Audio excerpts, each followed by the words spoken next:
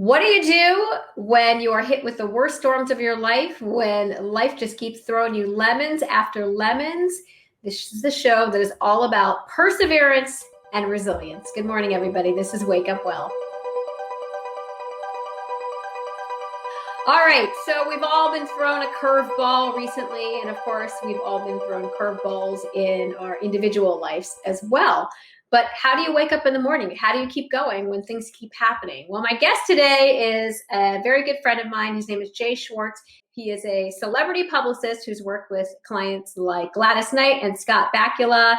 And we met many years ago on the Hollywood scene.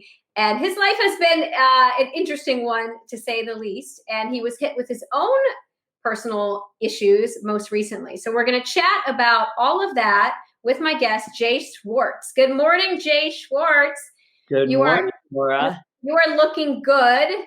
Thank you. Despite the fact that you had a incident very recently, which we're going to get into. So it's a little teaser. You have to stay through to find out what happens to Jay. But you're one of the people who has been through so many different things, Jay. And yet you remain positive, you remain optimistic, and you just keep moving on. A lot of things that have happened to you, most people would not be able to get up in the morning. And yet you've been dealing with a lot of things for many, many years. You lost your parents at a very young age, correct? Yeah, I was 12 when my mother died, and I was 16 when my father died. What was that like for you as a young child? Well, when my mother died, I got it, but didn't get it. Yeah. And I had family around, but back in 1970 when she died, and in 1974 when my father died, you didn't go to see a psychologist, a psychiatrist. You didn't talk. So even though my family was around, nobody talked about anything.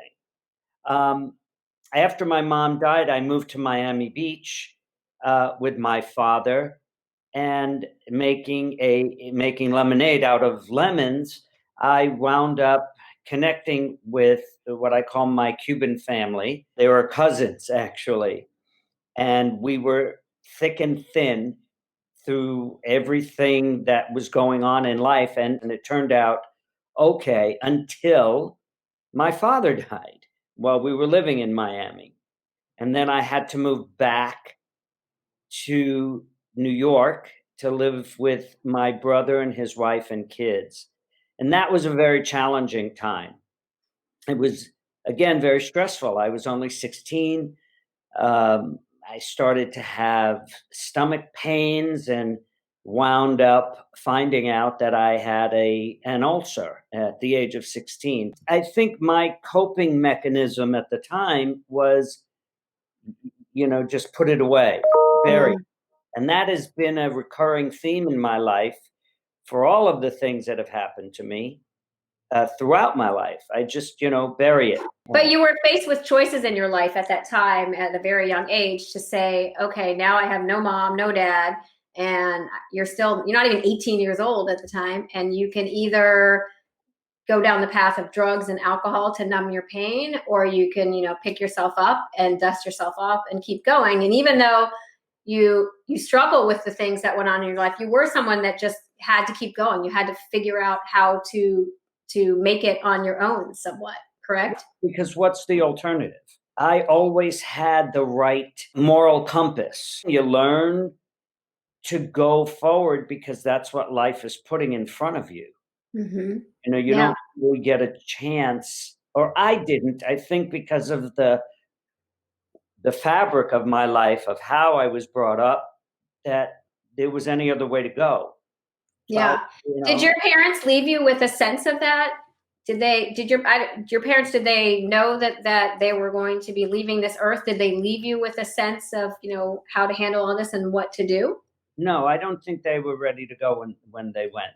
I was lucky to have her for the 12 years that I did. That right there is exactly the way to power through something, because that's exactly it. You can focus on the however many years you haven't had your mom, or you can focus on those 12 years that you have. And you obviously still have the memories of her. And a lot of kids, they don't even have the memories because they have so many memories of their Right. parents that they forget most of them. But somebody who's been in a situation like you hold on to those memories. They become so important in that moving forward in life. And Yeah. that's how I've been able to do it.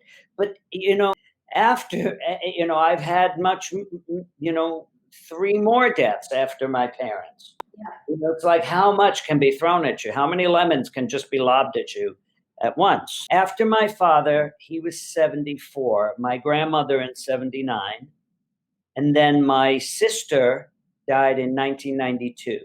Yeah. And then my niece died in 2015. That was very, very difficult to deal with. But again, you have to keep going forward, I think that's what also has made me such a sensitive person.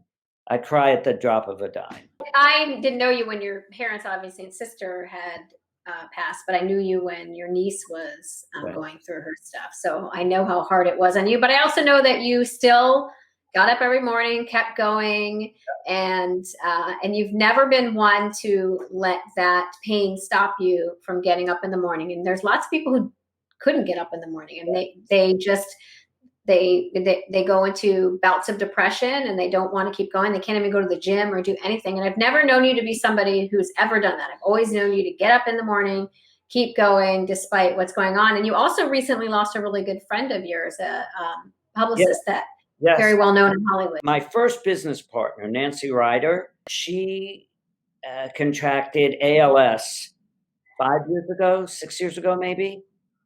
And she was a top publicist. She handled, Reese Witherspoon and Courtney Cox and Renee Zellweger, just the tops of the tops. And Nancy was my first partner. We started out together when I moved here. And we used to sit on the floor next to each other and do our work. But as she got the disease, she lost her ability to speak and and in later years to communicate. And it was very, very tough watching her go through that, because to lose your voice being a publicist, like, that's who you are. I mean, it's terrible to lose your voice in general, but this is what made her who she was. And she lost it all. And in June, they decided to put her on hospice. And so I was up there for the week and a half that she was on hospice. And then it just kind of, she went to sleep. Yeah. Which was her wishes. Yeah. Her wishes. She felt if she couldn't communicate anymore, and it wasn't a life that she wanted to live. And so she donated her brain and her spinal cord for ALS research. We're here and we all have different things that we're working through in life on a soul level. And yours is definitely loss. For whatever reason, your soul chose to come here to deal with loss. So that's been the driving theme throughout your life, but you've also dealt with it pretty well, all things considered. But those losses they do weigh on you, right? So it's like, leaving little imprints in your heart. On every loss that you have leaves a little imprint. Like, I lost my dad and my brother, and I am very cautious with my heart. So I go get it, the stress tests and everything, because I know that stuff can weigh on you. So we gave a little teaser in the beginning, but you actually recently, beyond all the loss that you had, you just went through, you had a heart attack. So talk to me about that. Massive heart attack. I run, I work out 3 times a week. I run 3 times a week. And I went on my run Wednesday morning. It was an overcast day, so it was a nice, beautiful run. And when I get back to the car, I always drink a liter of Evian water, a bottle that I keep to hydrate. And how sometimes you feel like but you drink too much too fast and you get a pain right here in the top of your chest? That's what I had. But I got in the car and I drove home, and I was actually talking to an agent on the phone the whole way. But by the time I got to my house, I really wasn't feeling well. I had a very, very sharp pain in my chest, and I got very, very nauseous. And I ran into my house, and I went and vomited in the bathroom, but it was just water. So I figured, oh, it's the water I just drank. I took it, I'm getting rid of it. I'll be fine. Well, and then I was just, and I didn't know that vomiting was a sign of a heart attack. I always thought you're supposed to get pains in your arms. Mm. And then I just started sweating a lot. And that's also a sign. So I went and I got into my pool and I just went in to cool my body off, figuring, okay, I'll cool off. It'll just take a few minutes and I'll feel better. And I sat down on the chaise lounge and I bent over in pain. And I was like, something's wrong. I called my niece, Cheryl, and I was telling her, something's not right. I said, my chest really hurts. And she started asking me a bunch of questions. And all I could think to say to her was, what the hell are you asking me so many questions for? I'm in pain here. She said, I just Googled your symptoms. You need to get to the hospital. But here's the deal. I had no emotion attached to this. Like, oh my God, I may be having a heart attack. I was like, okay. I didn't even think to call 911. I called my neighbor. I said, I think I'm having a heart attack.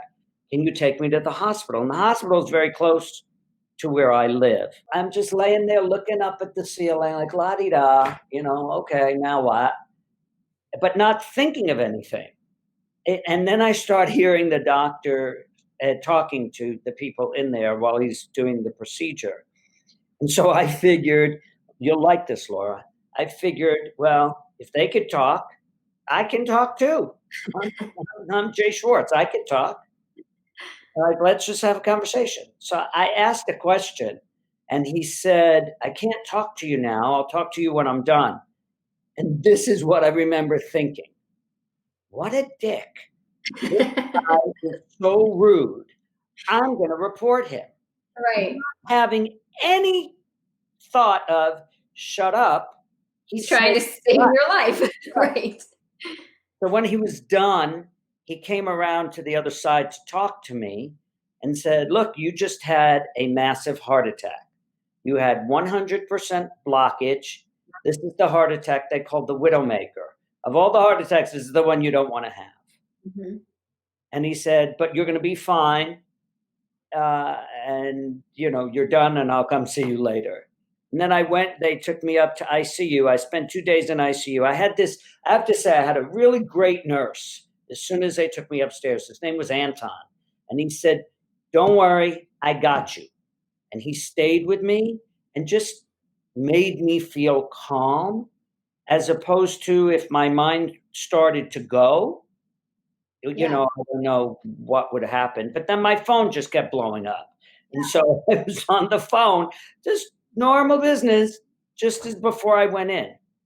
And those are some of the things that just, from doing what I do now for a living, like writing my books, those are some of the things that helped you and saved you. Is almost like, you didn't go into fear. You just went into, okay, this is happening. And I think fear is what we're learning about on this planet, right? So when we continue down that rabbit hole of fear, we'll create more fear. But because of this, the way you handled it, you told me on the phone, we talked about it on the phone, and you're like, it's just very indifferent. It's just like, okay, so this is happening right now.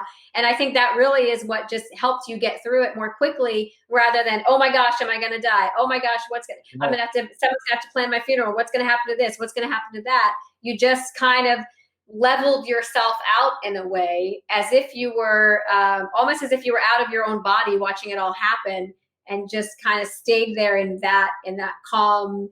Even though there's chaos going around you, you're just kind of like, okay. And then using what you've always used, which is work, right?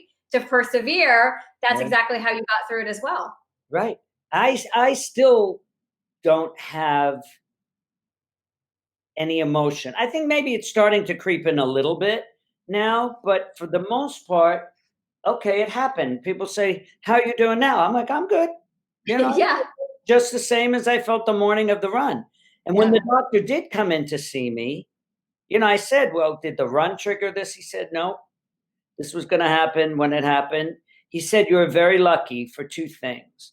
You're lucky you got to the hospital as quickly as you did.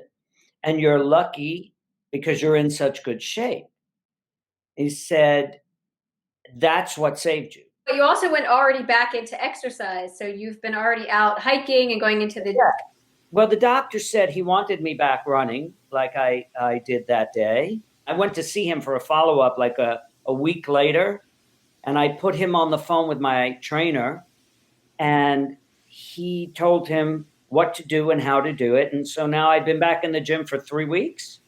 I think this is week number 4 starting today. Mm-hmm. And we've been doing heavier and heavier weights each time and building back up. Yeah.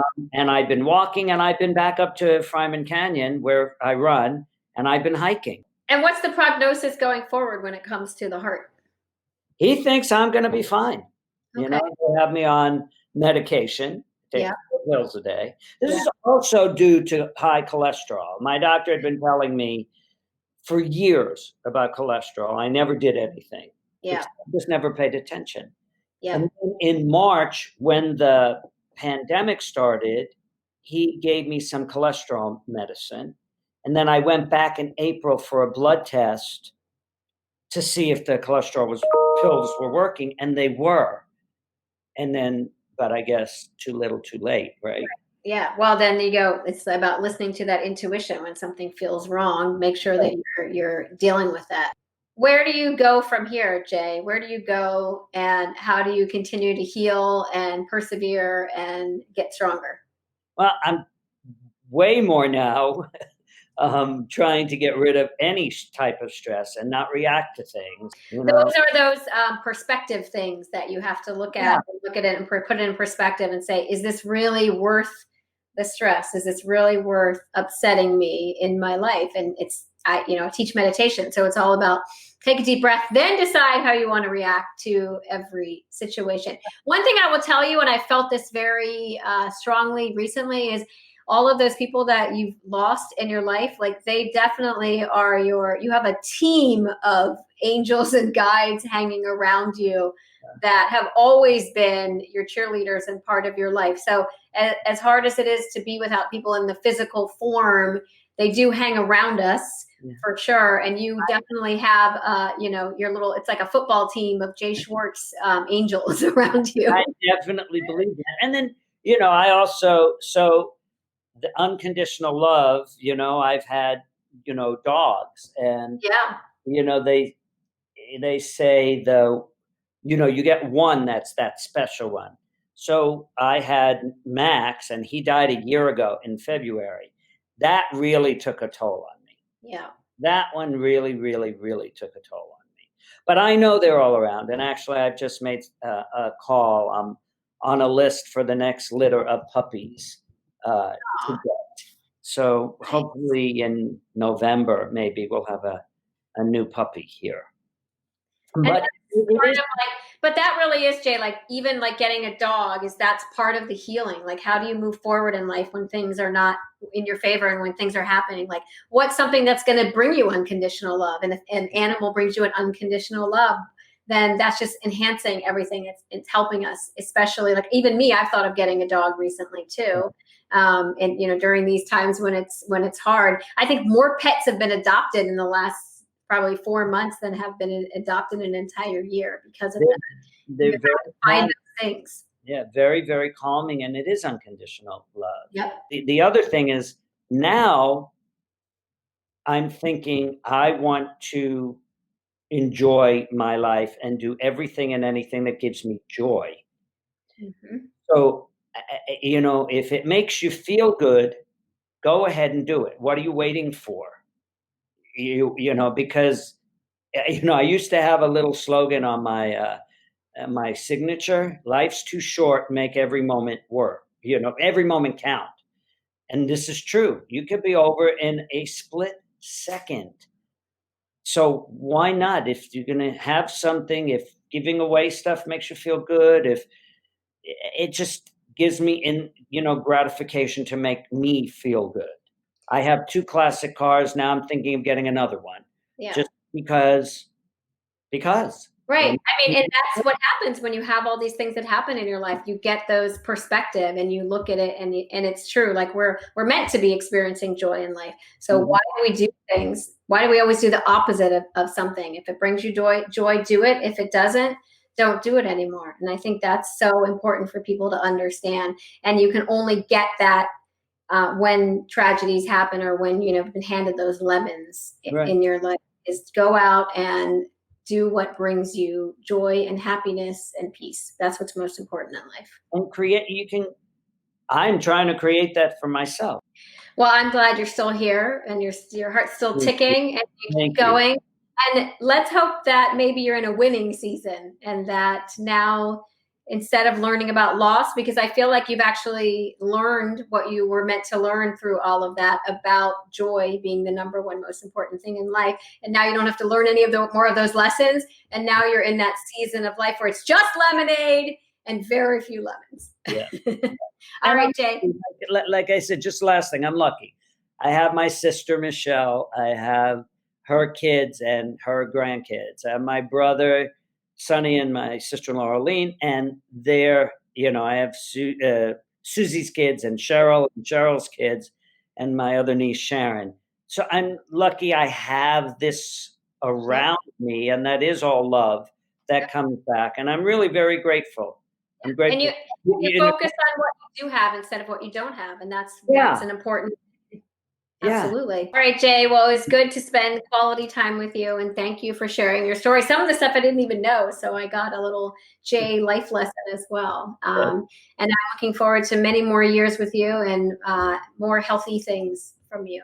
You too as well. Thank you so much. Love you. All right. Thank you guys for watching Wake Up Well. We'll see you next Wednesday.